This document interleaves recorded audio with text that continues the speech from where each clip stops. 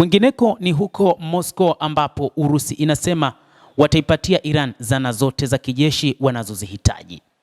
Wakati kukiwa na migogoro mingi katika ulimwengu ikiwa ni pamoja na eneo la Ghuba ambapo Iran imekuwa na msuguano na mataifa kama vile Israel, lakini pia Israel inayoungwa mkono na Marekani.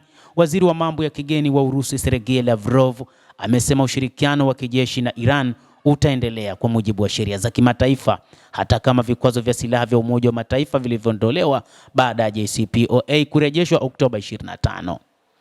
Urusi haitambui vikwazo hivyo. Kwa mujibu wa waziri huyo wa mambo ya kigeni wa Urusi, Bwana Sergei Lavrov anasema kwamba hakuna vikwazo kwa ushirikiano wetu wa kijeshi na kiufundi na Iran baada ya kuondolewa vikwazo vya Umoja wa Mataifa. Kwa hivyo tunatoa vifaa ambavyo Jamhuri ya Kiislamu ya Iran inavihitaji kwa kufuata kikamilifu sheria za kimataifa, ameeleza zaidi Lavrov. Aidha amesema, nasisitiza tena kwamba hilo linafanyika kwa kufuata kikamilifu sheria za kimataifa, alieleza Lavrov kupitia shirika la habari la Reuters.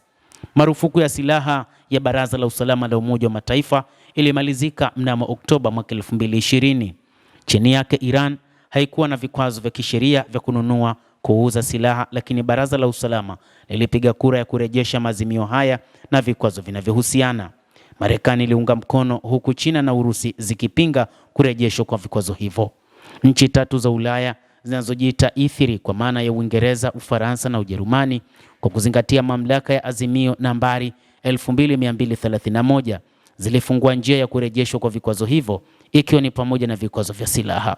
Serikali ya Iran imezitaka nchi zote duniani kutotekeleza tena maazimio ya Baraza la Usalama na vikwazo vya Umoja wa Mataifa.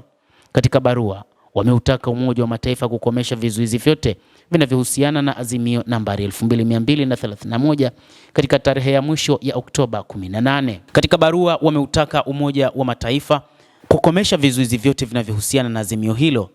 Hata hivyo, kwa uanzishwaji wa utaratibu wa trigger mechanism na kurudi kwa vikwazo, tarehe hii imepitwa na wakati, lakini Iran inatambua. Baada ya kufufua maazimio hayo, Umoja wa Mataifa umeziarifu nchi wanachama juu ya utekelezaji wake upya katika taarifa rasmi.